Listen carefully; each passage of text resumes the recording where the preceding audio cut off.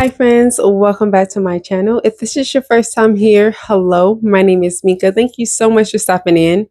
Heart to heart, let's talk about the church. Now I know your mind may be going off thinking, yeah, let's talk about the church. Let's talk about how there's church hurt. Let's talk about how the churches ask people for money and how the church doesn't give to their community. Let's talk about the church. Let's talk about the hypocrites in the church. Let's talk about the people that are hurtful and cruel and the people that are judgmental and the people who pretend to walk this thing called the journey with Christ, but really ain't about the right. Let's talk about it. Yes, this is the perfect conversation. Finally, somebody's talking about the church. I'm sorry to be the bearer of bad news, but I'm going to go in that direction, but I'm going to make it more about you. Because really what the church is supposed to be with you. You're supposed to be walking churches. I'm supposed to be a walking church. And I found myself, just like I said in the beginning, being one of those people that's always got my mouth on the church. Oh, I don't like how the church does this. I don't like how it's ran. I don't like how certain leaders uphold their title. I wish that things could be different. I wish that people didn't have to feel judged when they come to church. I wish that there wasn't a certain type of way that a person had to look or how they had to speak in order to feel accepted in the church. Meanwhile, I'm the church. And there's times where I can have a very short temper. There's times when I'm not patient. There's times when I'm not kind. There are times when I'm not honest, when I find it hard to give love to somebody who hurt me or somebody who I feel they don't deserve love. And that's very hurtful. And it was a hard reality for me to accept because who am I to say that somebody doesn't deserve love? Who am I to judge somebody on that level just because it's a terrible thing that they've done? Like, for one, I'm going to give you an example. Like when I watch stories about people molesting children or taking people's lives or taking advantage of elders, it makes me angry. And then those are the same people you see in court and they're just like, pleading and begging and trying to apologize and asking for forgiveness. And in my heart and in my mind, and sometimes spoken out of my mouth, the first thing that I say is, I wouldn't forgive them. How dare they? That's disgusting. Disgusting beings. That's a person that deserves to go to jail. That's a person that has no right asking for forgiveness from family. But I'm supposed to be the church. When we call ourselves Christians, when we uphold this standard of our faith, we're supposed to be walking in that. And the church isn't just where you go on Sundays or Wednesdays that you attend a Bible study, or sometimes some people go on Saturdays, depending on what your denomination or what your belief is. But that's not the only time that the church matters. When you're in the church building, now I have to be holier than thou. Now I have to be respectful. Now I have to forgive people that I feel like I don't really want to forgive, but I'm in the church. So I need to be forgiving. I need to be loving. I need to be compassionate. I need to do all these things while I'm within the four walls of the church. But as soon as I walk out of the church, the rest of the week, if somebody tries me, if somebody hurts me, if someone disrespects me, those same standards and values that I held while I was in the four walls of the church are no longer on my mind. They're no longer my focus, and they don't uphold the same values to me. We have to remember that when we are walking this Christ life journey, when we are trying to be more like Christ, because that's the point of us calling ourselves Christians, that we are supposed to be the walking church. God said that we are his church. He didn't say the building on the corner of West Avenue is my church, or all the way in San Diego is my church. He didn't say specific locations of standing buildings built by humans is his only church. He didn't say that. That's why he doesn't say, the only time I expect you to do as I say, to follow my commandments, to be respectful, show love, to give grace, to be forgiving, to have a heart after Christ, to have a heart after me, The only time I expect you to do that is when you're in the church. He didn't say that. So let's go ahead and talk about the church. When we want to fix our mouths to complain, oh, I don't go to church because the church hurt, but you be hurting people. Your mouth is reckless. You're not pleasant to be around. You pick and choose the people that you want to care about, that you want to love, that you want to show respect to. You can care less about your neighbor. You can see somebody's house get broken into and you okay because it didn't happen to you. But you're supposed to love your neighbor. When you see that happening, or if you even just hear about the after effects of it happening, they're telling you like this got stolen, that got stolen, you're supposed to ask them, is there something that you can help them with? Did you know that? It's not just the physical church's job to make sure that you're outreaching in the community. It's your job too. You claim yourself to be a Christian. You're a believer. But then you're walking around like the people who don't believe that there's a God. They don't believe in Jesus. But you say you do. But if I just looked at your life and compared to that unbeliever's life for one day, I more than likely couldn't tell that there was a difference. I would be scratching my head, trying to figure it out, having to rewatch that day to see the difference, to see what sets you apart from the unbeliever. If you be honest, you'll know, you will understand, and you will agree with me that that's how we are. We lose sight of the reality that we need to be in the world because we're still here, we're still alive, we're in the flesh, but we're not supposed to be of it, which means we're supposed to be set apart. People are supposed to look at us and be able to tell that your belief is in God, that you have belief in Christ, and that you respect them. For example, growing up, if you had parents that was in church and they had certain standards for you, girls had to dress this way, boys had to dress this way. Couldn't do this, you couldn't do that. You couldn't talk like this, you couldn't talk like that. You couldn't do whatever their rules were.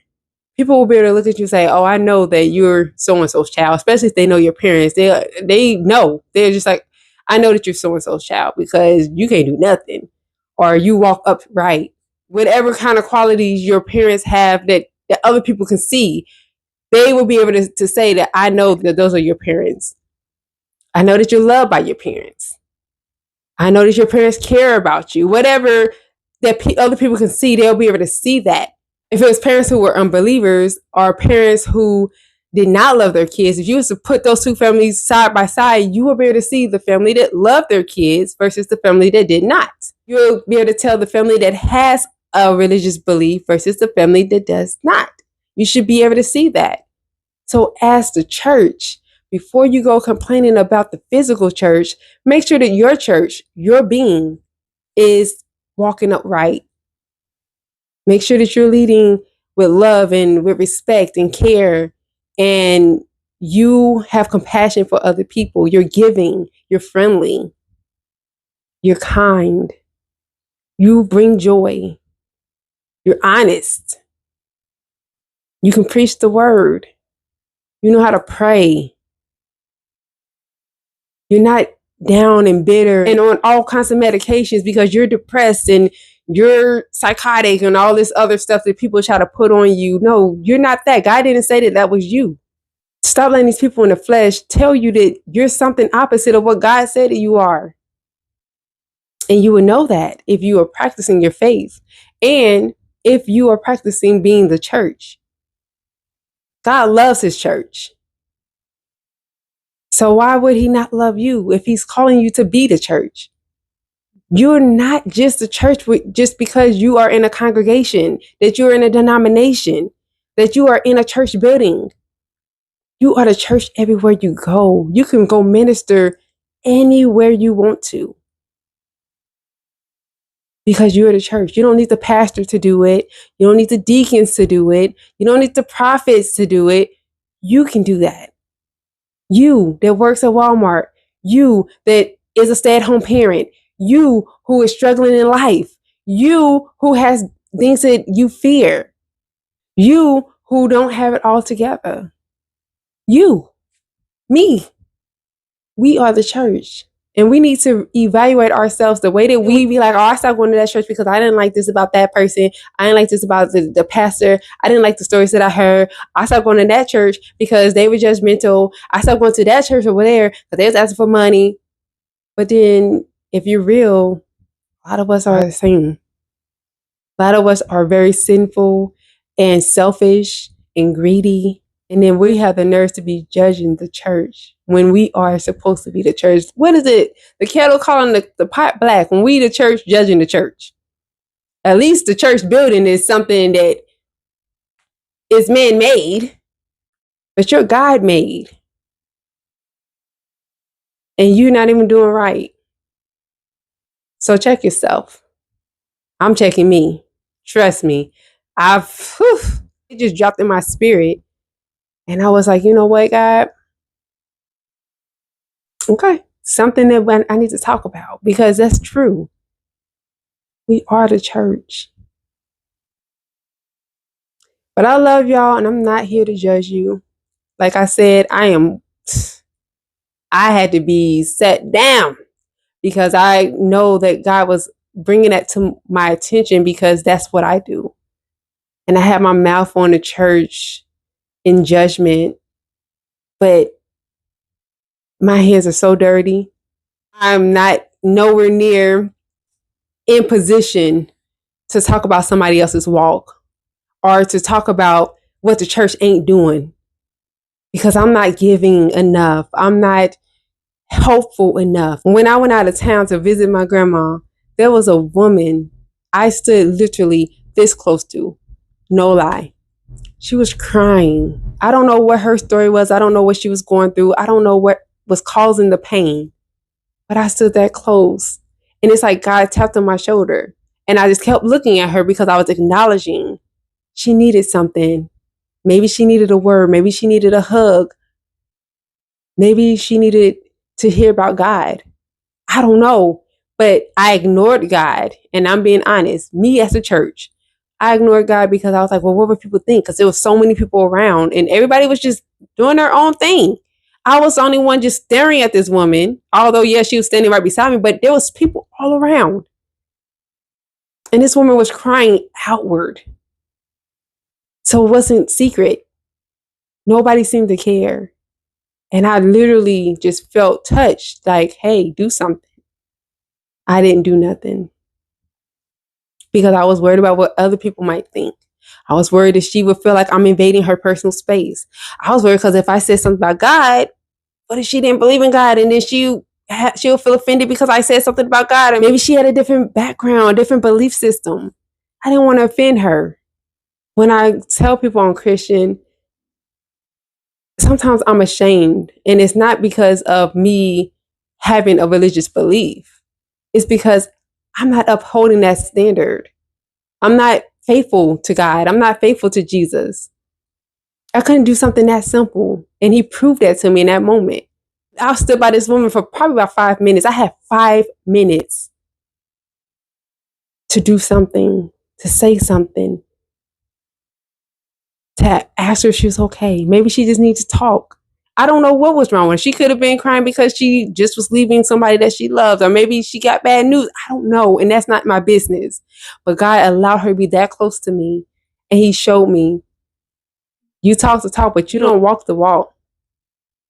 Because you're supposed to be helping your neighbor. You're supposed to be showing love. You're supposed to be showing out. You're supposed to be representing me. And you did nothing. Reevaluate yourselves. Don't just go around going around a great Christian and thinking that just because you say that, you're within good standing with him. Because you got to do the work. But like I said, that's all I wanted to say. I just wanted to let y'all know my thoughts on the church and the things we say about the church, and then just the need to reevaluate ourselves. That's it. I mean, I love y'all. And I hope that y'all don't feel like I am here just persecuting anybody, because I have no room to do that. The goal of this channel is It's for us to grow and flourish and become our best selves. Y'all remember that. Each one teach one. I can learn from you, you can learn from me. We all need to give each other something to think about sometimes. But y'all let me know what you think. Drop your comments in the comment box below. All I ask is that you're polite and courteous, because someone like myself is reading your messages. And we are not here to be reading on negative comments or to see anything that's going to bring our spirits down. We are here to uplift one another. Don't forget, we are family. But you let me know. Drop your comments in the comment box below. If you want to be negative for any reason, you can send me an email and we can chat there, or I can just block you. Doesn't really matter. Still love you, but this is not the season to be allowing my spirit to be brought down by anybody. So if I'm bringing down your spirit, it's not my intention, but please, by all means, go if that's what you feel like you have to do. But we can discuss this topic, or you can give me a new topic idea, or you can leave me a testimony. And if you would like for me to share it, just let me know and I will do that for you. I'll make a video, put it out there for you, and we will keep the conversations going. We are just here to be here for one another and to just show each other some love and help each other remember that we are not alone. So let me know what you think. We'll keep the conversation going. I love y'all. Be blessed. We'll talk next time. Bye.